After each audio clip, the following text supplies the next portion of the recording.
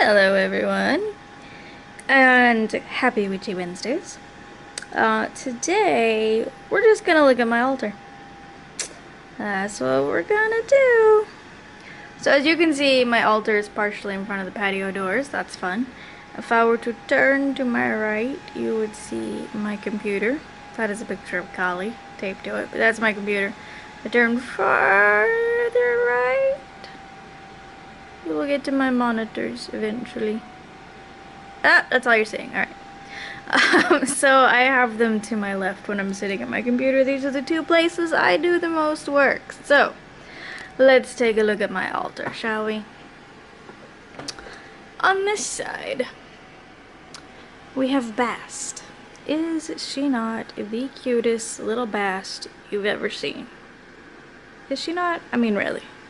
Cute. There's a plush version of Anubis like this too. I got her off Amazon. Actually my husband got her for me, I think. Yeah. There's a plush version of Anubis also, and I want that one too. I have an incense holder here that is also Bast, as you can see. I usually put sticks in it. Here, let me put a new stick in it just so you could see. I should have been more prepared, shouldn't have I? Look, I have not been feeling good. You guys know I didn't do Witchy Wednesdays last week if you've been paying attention. I'll show you where my incense is in a moment. Here are the sticks I just got out though. We'll just put that in there. There we go. So there's my Bast incense holder. It also has a little spot here on the end that you can do cone incense in. I don't do cone incense though. Then I have this little incense holder that I got at a shop, a pagan shop. And so this incense stick is French vanilla, which I'll show you in a minute when I get to the lower part. In this one, I use these smaller sticks, and they're scented sandalwood. And it's a Japanese brand. The sandalwood is, and I love it. It's my favorite sandalwood ever. I do have a piece of paper underneath it because probably any of you that burn stick incense knows that these holders do not actually catch all of the ash, now do they? This is just like a blue scarf that I have here that a friend gave me. She got it in Paris for me, and you can see there's just incense powder just like all over it because yeah, the incense holders do not do their job so well. Alright, back here I have this little star container that I've had forever. Inside it I have some of my crystals. I have a blue lace agate, a fluorite, a moonstone, a rough amethyst, and angelite. I feel like I should get that one out. Alright, so I just kind of keep them in here if I'm not working with them at the moment. The stones I work with the most tend to not stay in containers. Here I have a seashell. It has some incense dust on it because, yeah. I used to have a bag of shells that I got at like for home decor, and I used them in rituals. I don't have them anymore. I just have this one left for some reason. So I put it on my altar because I really like it. The first time I put it on my altar, my cat kept getting a hold of it though. Like, he would literally come up here, not disturb a single thing except this shell, and pick it up, and I would find it in the middle of the floor. I don't know how. This is a chunk of selenite. Quite fun. I like selenite. This, of course, is an amethyst cluster. You can probably tell that. This is where I burn taper candles. Let me see if I can get the blinds to open more so we have a little more light going. Can I push you more? I don't know. It's the downside about having the blinds right behind it. Okay. So this is my taper candle. I just let all this wax build up because I like the way it looks. So there's like you can literally pick up the entire plate Like, this is a separate plate that just a candle holder is sitting on, and you can pick up the entire plate because of the wax. So that's fun. This is a little dish. So what this dish is for is actually an oil burner. This is the piece that sits on top. It's one of those oil burners where it has like a compartment that you put a tea light candle in, and then you set this on top of it, and this is where you put your water and oil. I rarely ever burn oil anymore, so I use this as just kind of an offering dish. So there's some sea salt in here, there's some black salt in here, some rosebuds. This is a coin with a wolf on it that I got at a pagan shop, and then this is Palo Santo. Got a little wax on it because it was sitting next to the candle at some point. So I keep that stuff there. I have some pyrite. I've been keeping it out lately. There's the angelite I just took out. I have a quartz point. I have a kyanite blade. I love kyanite. And then I have a selenite stick. Ah! Let me not drop it. Hang on, I gotta pick it up. Oh god. Oh, I'm too old for this. Okay, there we go. This is another stick incense burner. This one is a dragon, obviously. Hopefully you can tell that's a dragon. There he is. This is a chalice I've had for a while. I've had it for so long, it actually used to be silver, and then it got to the point where it looked more gold than anything, and I had to use like some silver cleaning stuff on it. And I got a lot of it off. It's not perfect, you can see, but, and I keep my little sage smudge stick in it. It's just, after I light it, I put it in there and it goes out. And then in the last corner we have an oracle deck. This is my Wisdom of the House Night Oracle. My rough black tourmaline is laying on it. I love black tourmaline. This is my epic tarot deck and a rough rose quartz. I actually prefer rough stones to tumbled stones for the most part. Hopefully everything on this side is showing up enough and there's not too much light being blocked. So, my altar, not that big. What I have it on is like a 4-cube bookshelf, as you can see. I don't really use the bottom cubes for anything. This one I just have some stuff from my desk sitting on it because I wanted to get out of my way. But these two shelves I do use. So, here's all the French vanilla incense that I mentioned. It is the Hem brand. I buy it in bulk on Amazon. You get like, each one of these has 15 sticks, and you get like 10 of these for, I want to say it was like 12 bucks. I've got a couple of taper candles left. I just got these at like Target. Here is the Japanese sandalwood incense that I have, that I love. This had like 300 sticks in it to start with.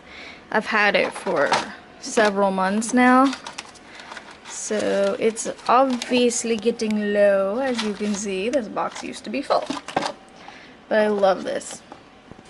I have some of my oils here. I have lavender, which I have in the lava beads on my bracelet right now. I have peppermint oil. I got that to try for my migraines to see if it would help. It did not. I have some Lang Lang. This one I bought at a pagan shop. The peppermint and lavender actually I bought at Walgreens. And then I have some, this Zen blend that I got online. Are you gonna focus? Focus! There we go. Let me see, what is it? Does it say what it has in it? Sweet marjoram, Roman chamomile, Lang Lang, sandalwood, vanilla, and French lavender is what's in this blend. I'm actually not really big on essential oils. I'm just not a fan of the smells of them. I'd prefer to have the smells through incense or through like a scented candle or something. This is my lighter. This is just a pink box. I did keep a tarot deck in it at one point. It's empty now. Little blue jar for stuff. I don't know what yet. It doesn't have a lid because the lid broke. I ordered a 2-pack of them for facial stuff I was making, and that one came with a broken lid. I did get a refund, but I don't know what to do with that one now because I don't have a lid for it. So. On this side I have some books and tarot decks and oracle decks. This is basically, for the most part, it's stuff that like maybe I'm currently reading or new books. Like these 2 books are new. I'm not really reading them anymore though. I am looking at going vegan, so I have several books that are related to that. Not all of them are sitting right here, but this one is called But I Could Never Go Vegan by Kristy Turner. This is Tarot for Life by Quinn, and this is The Creative Tarot by Jessica Crispin. I have a book called Cat Speak. I've had that for a while. I got it out to see if I could try to understand one of my children. Didn't help. My cats are a pain. That's just a notebook. This is 6 short stories, learn tarot in a day. Not bad, interesting concept. Magical Housekeeping by Tess Whitehurts. I have read this book and I love it. It does have a little bit of like feng shui stuff in it, but that's not all it's about. It also talks about spells. It talks about, with Magical Housekeeping, it talks about not just your house, but also yourself. So it talks about decluttering, things like that. This is the book that came with my very first tarot deck, which is the Mystic Dreamer Tarot, which is right here. Fairy Forest Oracle, I'm actually getting rid of that. I've already found someone who wants it that I'm going to send it to. This is my Gothic Tarot in a bag, my Witch's Oracle, and my Enchanted Map Oracle. Back there is just some lotion, because I needed it somewhere near me, and that is a bag of cat treats. If I make any noise with it, one of my cats will come running. It stays hidden from him. Where's he at even? I don't know where he's at. Anyway, so this is my altar space. I do have a couple more things over here on this filing cabinet. This is an incense powder burner. I love it. It has burnt powder in it right now. I don't use it too often because it's a pain to fill it. Like, I need to scrape out all of that, and then filling it with powder again is a pain. I have a bell. I don't use it much. I have a dragon. This is actually the bottom of that oil burner. So, oh, that was loud. So you put a tea light candle in there, and then the top on top. These are things from spells I have done fairly recently. This is not magic related. It's a Moogle from Final Fantasy. And this is hard to see, but he's a little plush panther. Panthers are my totem animal. So yeah, this is my magic space. I do have a ton more books than this over on my bookshelf, which is over there. There's also paper towels and cat food sitting on top of the bookshelf. But the entire second row that you can't see because of the chairs is pagan books. And then I also have a couple other books here with me that I am reading. We'll look at these together. And then we'll light some incense. So I'm currently reading Dancing with Dragons by DJ Conway. Overall, I think it's pretty good. The only thing I wish she would do more of is more of like, this is how I do it, but you don't have to do it this way.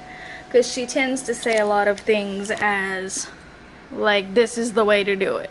When it comes to magic and paganism and witchcraft, there's very rarely only one way to do something. This has to do with the veganism also. This is a book by Doreen Virtue and Becky Black called Eating in the Light, Making the Switch to Veganism on Your Spiritual Path. This is The Four Agreements. I got this out because it's come up a few times in some pagan groups I'm in that people are reading it, and it's been years since I've read it. Oh, let me just drop it. See, it's on the ground. It's been years since I've read it, so I wanted to get it back out and read it. And then, oh my god, my husband got salsa on my book. Do you, hang on. Alright. The great salsa fiasco of 2017 is now over. We can all breathe again. I'm not sure my husband will continue breathing, but there was some on the back of the book too. Like, how did he do that? And my little post-it notes that are here, they're paw print shape. There was salsa on those. I just replaced those too. Like, how? And how did he get salsa on it and not know? How do you not know? That's my cat's food and water down there. Don't ask. It's a mess because they leave it a mess. Anyway. So, I'm also in the middle of reading this book, Crazy Sexy Diet by Carr. She's really interesting. She has a great story. If you haven't heard it, look it up. She's very inspirational. The only thing I dislike about the book is it does promote some things that don't have a scientific basis. So, you may have heard people say stuff about, you know, eating foods that are mess with the pH of your body, things like that. Well, doctors and scientists have said that's a bunch of BS, to be honest. There's people who claim that you need to eat an alkaline diet. Okay, so pH measures acidity of something, okay? And depending on which side of the pH scale it's on, it's either acidic or alkaline. Alkaline is the opposite of acidic. Although alkaline can still disintegrate things and kill you if it's too acidic. Too alkaline. So this book is one of those that she does actually talk a bit about how our diets are too acidic and we need to eat more alkaline foods. But doctors and scientists really say that that's BS. They say that our body is actually very good at maintaining the pH that it needs, and that the only way you could alter your pH is you would have to eat like a ton of foods that have a certain number on the pH range to alter it. So I'm not a fan of some things in there like that don't really have a scientific backing. But I just kind of ignore that stuff. If you want more information on that, just do some Google searching. Just make sure you're looking at reliable sources, okay? Anybody can point to anecdotes and tell you this is true. But that doesn't mean it's true, right? Use your brain, use your critical thinking skills, find out for yourself. But I do like a lot of the information she has in here. She talks about how people are addicted to sugar and we eat way too much sugar in our diets. And that is 100% true. We do. Here in America, freaking everything has sugar in it. We have sugar in our bread. There was someone, I read an article. I have memory issues, alright? Like, I can remember general things, but I can't remember the details a lot of times. Like, I'm about to tell you, I remember reading or maybe watching a YouTube video on this woman's story, but I don't remember where, how, when, who, anything like that. But basically, she was trying to, I think it might have been like Self magazine, because they send me, or Glamour, because they both send me emails with articles. I think it was like one of their editors. I'm kind of starting to remember more of it the more I talk about it. It was like one of the editors was like trying to go a week without eating any extra sugar. So like, fruit is okay, it has natural sugar in it, but anything with added sugar, you know, like don't add sugar to tea. Or even honey, because that's technically a source of added sugar. So she said one of the hardest things she found was finding bread without sugar. She went, I can't remember if it was like Whole Foods or Trader Joe's, it was something like that though. And she said she only found 2 loaves of bread, like 2 types, like brands or whatever, and varieties of bread that did not have added sugar in them. That's it. And that was at like a health food store. So it's crazy how much sugar we have in our diets. But extremely hard to remove it. I actually kind of do want to remove it all. I just know it's going to be difficult to do. It's gonna be extremely difficult because our world isn't built for that. Our world is built for sugar in everything, right? I mean, even bread. So I also thought what was interesting that particular woman said about the sugar and bread is that she got the bread that didn't have sugar in it, and she really didn't taste a difference. Like, she didn't taste the difference. So why do we have sugar in our bread? I don't know. There's the back of it. There's, you know, a lot of quotes and stuff. Glamour magazine. Somebody that's the co-author of Skinny Bitch has a quote on here. I actually really want to read the book Skinny Bitch. I have it on my wish list on Amazon. Anyway, Crazy Sexy Diet. I am sort of reading this one too. Sometimes I just kind of like forget that I'm reading stuff. And I don't do it. Alright, let's light some incense. Let's set the mood, shall we? So I like to light my candle first, assuming I have candles. The problem is I only have one more taper after this. And then I like to light my incense off the candles. Are we good? That looks good. Alright. Put that one there. Like this one. I'm trying to like keep it all in frame as I do it. That's harder to do than you would think. Wait for the tip to glow a little bit there. There we go. Yeah, took it out of frame when I blew it. Whatever. Ah! I knocked over the other incense stick. It's hard to do with one hand, guys. Hard to do. Plus, I'm dealing with fire. I don't want to mess it up. Alright, and then here's my little sandalwood stick. Just get it going. There we go. Alright. There we go. So, I assure you that stick is not touching fast. See? It does look like it from this angle though. So I have my 3 incense sticks going. I got my candle going.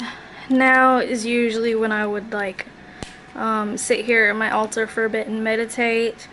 Then I might do some tarot, you know, pull some cards and such. So yeah, you have seen my altar now. I don't mind sharing it at all. That's about it. If you have any questions, if you have altar videos of your own, I would love to see your altar tours. And I will see you in my next Witchy Wednesdays. I hope you have a lovely rest of your day. Leave me any comments below on topic suggestions you have for Witchy Wednesdays, and I'll see you next time. Bye.